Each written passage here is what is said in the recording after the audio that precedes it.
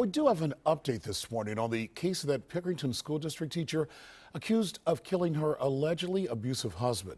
The charges against Angela Luke have been dismissed. NBC4's Katie Love joins us live from Pickerington with more on the case and what's expected to follow this decision. Good morning, Katie.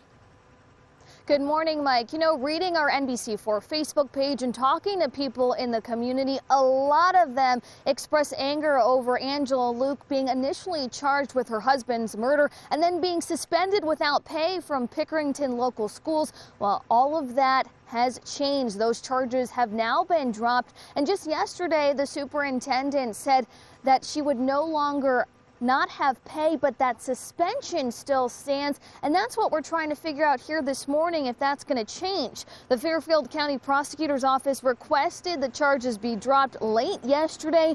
The court document signed by the judge said they needed to further investigate. Now, Luke was charged with aggravated vehicular homicide and reckless homicide in the death of her husband, Daniel. A 911 call from Luke's 12-year-old daughter described a domestic violence situation where Angela appeared the victim.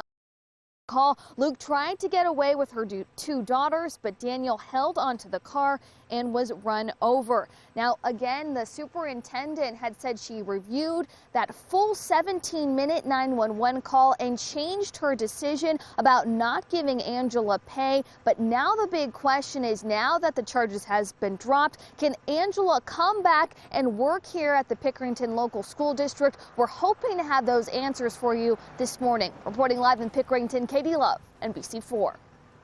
Thank you, Katie. Now, this case of Luke has once again brought the subject of domestic violence right to the forefront. When the charges were first brought against Luke, advocates for victims of domestic violence began to speak out. Sue Wismar of the Sexual Assault Response Network of Central Ohio says these situations often escalate quickly.